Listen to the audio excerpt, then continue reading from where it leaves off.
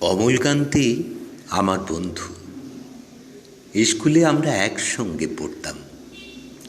রোজ দেরি করে ক্লাসে আসতো, পড়া পারত না। শব্দরূপ জিজ্ঞেস করলে এমন অবাক হয়ে জানলার দিকে তাকিয়ে থাকতো যে দেখে ভারী কষ্ট হতো আমাদের। আমরা কেউ মাস্টার হতে চেয়েছিলাম, কেউ ডাক্তার, কেউ উকিল। অমলকান্তি সেসব কিছু হতে চায়নি। সে রোদ্দুর হতে চেয়েছিল। ক্ষান্ত বর্ষণ, কাক ডাকা বিকেলের সেই লাজুক রোদ্দুর। জাম আর জামরুলের পাতায় যা নাকি অল্প একটু হাসির মতো লেগে থাকে।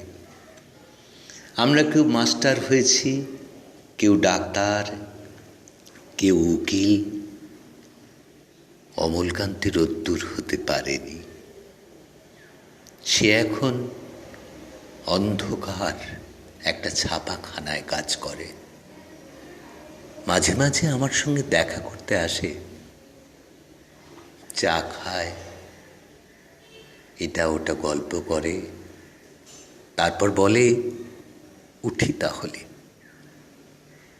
আমি ওকে দরজা পর্যন্ত এগিয়ে দিয়ে আসি।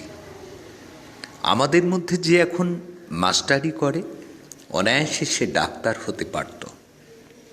যে ডাক্তার হতে চেয়েছিল, উকিল হলে তার এমন কিছু ক্ষতি হতো না।